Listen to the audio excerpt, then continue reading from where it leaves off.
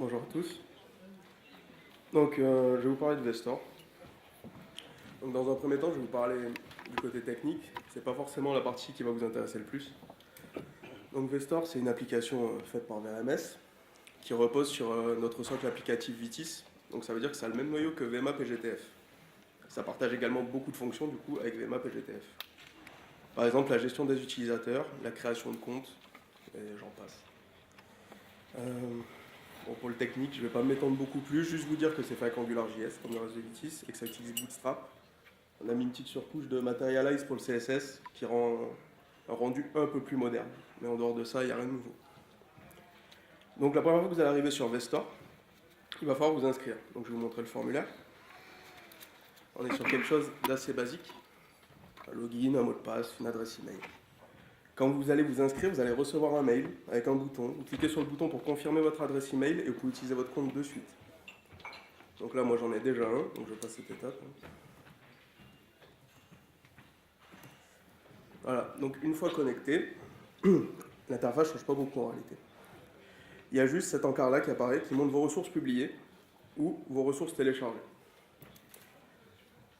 Donc après, pour la recherche, c'est assez simple. Vous pouvez trier par store. Donc il y a 4 magasins ou stores. Ça s'appelle Vstore, donc vous pardonnerez l'anglicisme. Donc le premier c'est FME. Après on a GTF, Caligio et VMAP. Donc 3 de nos applications. Là vous avez tous les formats que vous pouvez partager, tout store confondu. Je vais vous montrer un peu comment on peut rechercher sur Vestor. Donc je me mets dans la peau d'un chef de projet. On m'a confié un projet qui touche au PCRS. Et je suis obligé d'utiliser FME. Donc je vais mettre dans le store de FME. Je vais mettre PCRS. Voilà, donc là je tombe sur PCRS pour FME, publié par Olivier il y a 10 jours. Au contraire, je ne sais pas vraiment ce que je veux, mais je suis responsable de plusieurs réseaux. Donc je vais voir qu'est-ce qu'il y a comme ressources pour traiter des réseaux. Donc là je vois qu'il y a 2 readers grâce THD. C'est la preuve que cette démo a été préparée. Et le PCRS. À l'inverse, j'ai pas vraiment confiance avec la communauté. Par contre, je sais que ce que produit VRMS, c'est assez intéressant. Il suffit de taper VRMS ici, vous verrez tous les transformers, formats, templates publiés par VRMS.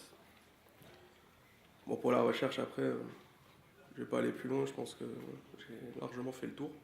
Le principe, c'est que vous allez devoir publier à un moment ou à un autre. Ça va stimuler vos équipes et ça va faire gagner de l'argent à d'autres personnes. Donc, la première étape pour publier, déjà, c'est de produire une ressource de qualité qui peut intéresser plein de monde, de la documenter, de la commenter. Pour la publier sur Vestor, il faudra aussi produire une illustration ou une image. Ouais, ça va demander un peu de temps, c'est vrai. Peut-être 1 heure, 2, grand max une journée. Mais après, par contre, pour poster, ça ne vous prendra pas plus de 5 minutes. Donc quand vous allez vouloir poster votre ressource, que vous aurez fait toutes les démarches préalables, vous allez arriver sur cette fenêtre modale. Donc au début, on va pas être vraiment gentil, on va vous dire de faire attention. Mais c'est pour votre bien et le bien des autres utilisateurs. On vous demande juste de ne pas laisser traîner de choses qui pourraient vous nuire, comme des informations de connexion aux bases de données, ou des choses que vous ne maîtrisez pas, ou les licences, ou les outils carrément, que vous ne maîtrisez pas, et qui pourraient nuire à d'autres utilisateurs. Une fois que ça c'est fait, il n'y a pas grand chose à faire. Là on définit notre ressource, donc il faut lui trouver un nom. Là je vais publier un reader Grace THD. Donc Grace THD c'est un format qui a été fait par Covadis en 2015 et qui permet de manager les réseaux numériques. Je vous montrerai un format après dans un cas d'utilisation qui suit. Donc ce champ-là il va être utilisé aussi pour la recherche. Donc essayez de mettre le nom le plus pertinent possible. Là c'est une ressource pour FME. Donc là il y a la liste des formats qui sont disponibles pour FME. Donc essayez pas de publier autre chose, ce sera bloqué sinon. Voilà, c'est la catégorie réseau. Ça a été fait avec 2016.0. En théorie c'est rétrocompatible. Donc c'est la version de FME utilisée pour la production. Donc en théorie la plus utile. Et ensuite l'étape de la description brève. Donc c'est ce que vous voyez sur les cartes. Ce champ-là aussi est utilisé pour la recherche. Donc utilisez un maximum de mots-clés pour que votre ressource soit trouvée.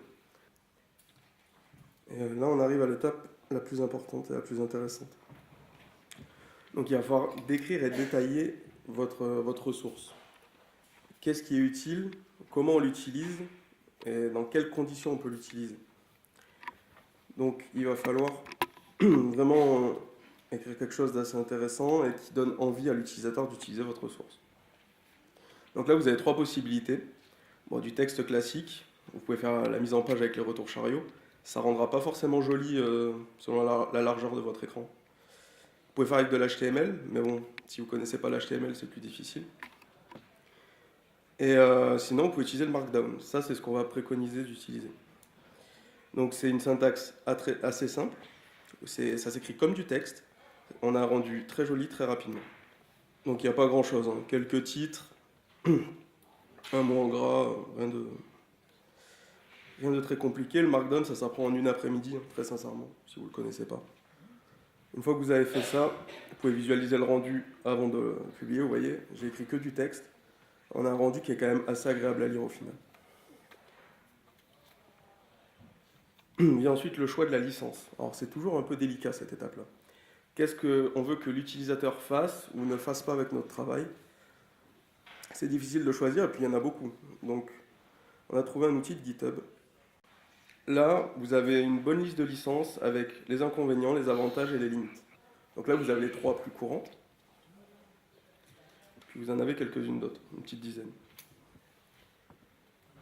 Je ne vais pas rentrer dans les détails de chaque licence, mais il y a des variantes. Globalement, elles sont toutes à peu près équivalentes, sauf dans la limitation de ce que peut faire l'utilisateur et qu'est-ce qu'il doit faire pour utiliser vos ressources. Au niveau des permissions, globalement, c'est à peu près les mêmes. Donc là, pour la démo, je vais mettre une licence MIT, parce que je vais montrer quelque chose de particulier. Vous pouvez voir que dans certaines licences, vous allez devoir rajouter certaines balises comme ça, ou les remplacer à la main. Elles peuvent aussi être remplacées automatiquement. Bon, là, dans la logique, il faudrait que l'auteur, ce soit l'entreprise, donc VRMS. Là, je vais faire le remplacement automatique, donc ça va mettre 2018 et mon login. Vous pouvez toujours le mettre à jour après dans une autre mise à jour. Là, il y a la dernière étape vraiment de saisie. Donc ça va aller très vite. Il faut juste publier la ressource. Donc là, c'est le format GraphTHD. Et au moins une image qui a été préparée à l'avance. Donc là, on arrive à la dernière étape, la checklist. Là, l'objectif, c'est d'avoir tout bon. Donc il faut que tout soit vert. Tout est vert, c'est parfait. Et là, on peut voir que ma ressource, elle est déjà dans mes ressources publiées et dans les ajouts récents. Donc voilà, vous voyez que publier, ça prend 5 minutes. C'est pas très long. Par contre, en amont, il faut avoir préparé une petite description, une grosse description, une illustration. Ça va vous demander un peu de travail. Un peu plus que pour FME pour le coup. Mais on tient à ces étapes-là pour garder une certaine démarche qualité derrière et une certaine valorisation de votre travail.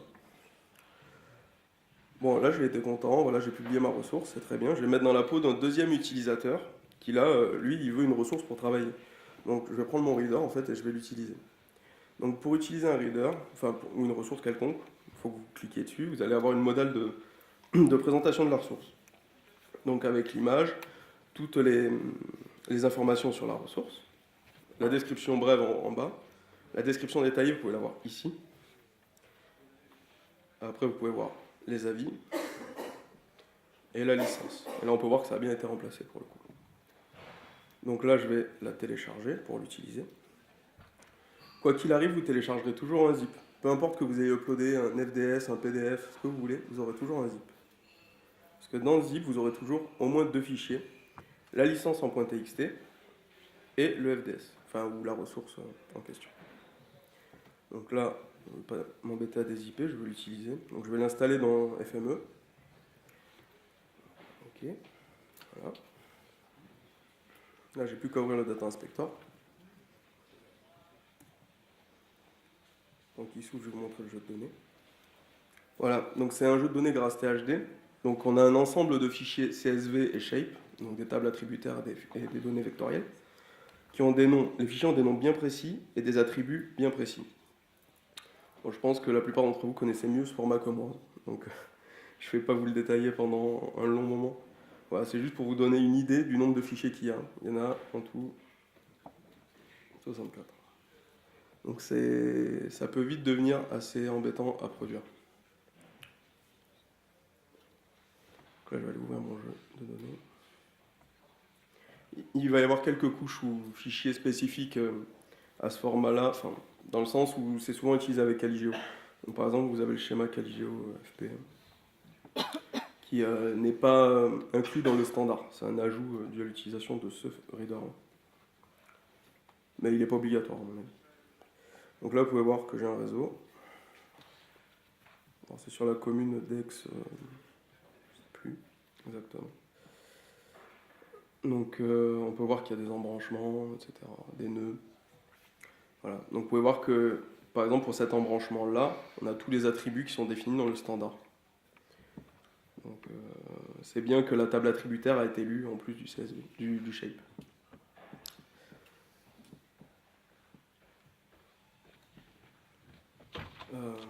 Donc là, moi je suis content de la ressource, ça fait un moment que je l'utilise maintenant. On va se mettre dans la peau de l'utilisateur. Je suis content, elle fait ce qu'on a dit, au moins ça m'a fait gagner du temps, donc je vais laisser une évaluation. Voilà, je vais laisser une évaluation sur mon propre document. C'est normalement la chose que vous ne ferez pas, mais bon. C'est quelque chose que vous pouvez faire éventuellement. Ça vous fait plaisir. Démarrer à 5 étoiles, c'est toujours agréable.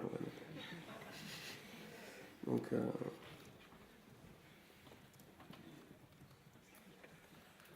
voilà. Et bon, là en l'occurrence, je ne vais rien recevoir parce que je suis l'auteur. C'est moi qui ai publié, je suis aussi l'auteur.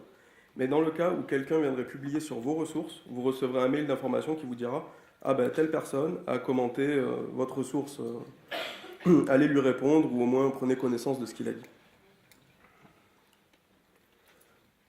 Bon, je ne vais pas vous présenter plus la plateforme. Après, de toute façon, j'ai pas grand-chose de plus à vous montrer. Peut-être la mise à jour, mais encore, c'est pas spécialement intéressant. Vu qu'on a déjà fait l'ajout, c'est la même chose. Donc, je vais vous parler plutôt du futur de Vestor. Donc, techniquement, déjà, là, actuellement, c'est hébergé chez OVH. On va passer sur une plateforme AWS. Utiliser S3 pour le stockage des documents. Comme ça, on va pouvoir améliorer le versionnement.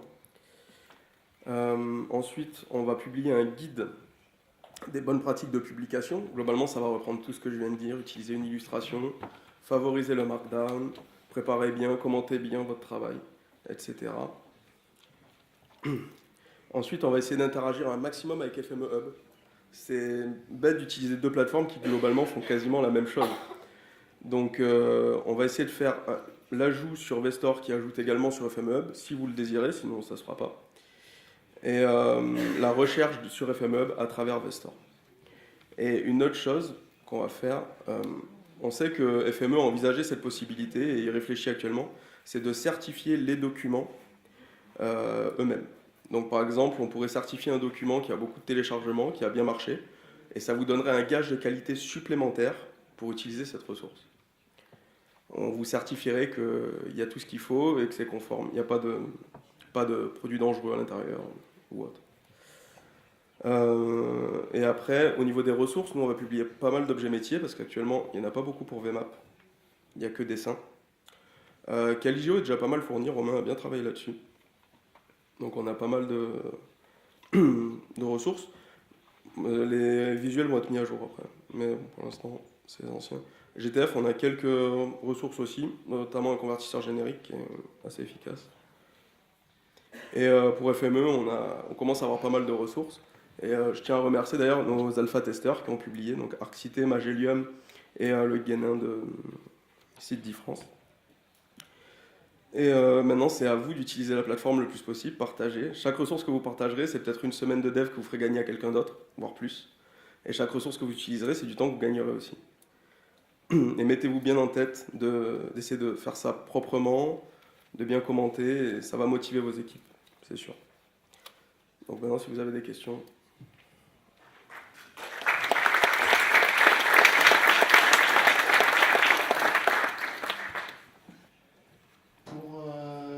FME, on publie, donc là c'était un reader, on peut publier quoi autrement? Un traitement complet, oui. Un transformeur personnalisé, mettre des ressources avec pour avoir des exemples. Oui, oui. Alors vous pouvez publier des zips, et dans ce cas-là vous publiez ce que vous voulez à l'intérieur du zip en réalité. C'est ce qu'on a fait pour PCRS vu que l'installeur c'est un .exe et que c'est pas autorisé sur la plateforme. Après vous avez les formats, donc les FDS, les projets complets, les FMW, les templates, les FMWT, les transformeurs personnalisés, les FMX. Et du coup, la documentation en PDF si vous voulez en publier et les zip. Donc ça vous laisse quand même un choix assez varié. Et de répondre. Le format préconisé, si vous voulez publier un projet avec des données, c'est FMWT, le format template de FME qui n'est pas forcément très connu, très utilisé, mais qui est très pratique, qui est vraiment fait pour ça. Ça vous permet de garantir que l'exécution du projet va fonctionner dans tous les cas, puisque les données sont intégrées avec le projet. On a vu que sur FM Hub, il y avait un certain nombre, genre des connexions préétablies ou préformatées. On pourrait intégrer ça aussi. Et pourquoi pas des projets FME serveurs aussi, dans l'avenir. Là, c'est plus un transformer personnalisé à la base, mais le but c'était de mettre un traitement avec des exemples, d'exemples pour comprendre. C'est par exemple ce qu'a fait un de nos alpha-testeurs, qui a publié un traitement qui produit des cartes de chaleur sur les accidents, avec Python, ici. Donc c'est possible. Le seul problème quand vous faites ça, c'est qu'il faut publier les données avec, parce que sinon ça n'a pas vraiment... Enfin, c'est utilisable, mais il faut préciser à la personne où trouver les données au minimum. Et pour GTF, parce qu'un projet GTF sans traitement FME, ça n'a pas trop de... Alors en fait, pour GTF, vous avez le choix entre GEX, PDF et ZIP aussi. Et dans le cadre du GEX, le FMW est intégré à l'intérieur. Donc c'est le FMW, c'est metadata et c'est formulaire JSON associé. Le seul truc qui vous manquera, c'est les droits qu'il faudra réassigner après. Parce que d'un GTF à l'autre, ils peuvent varier.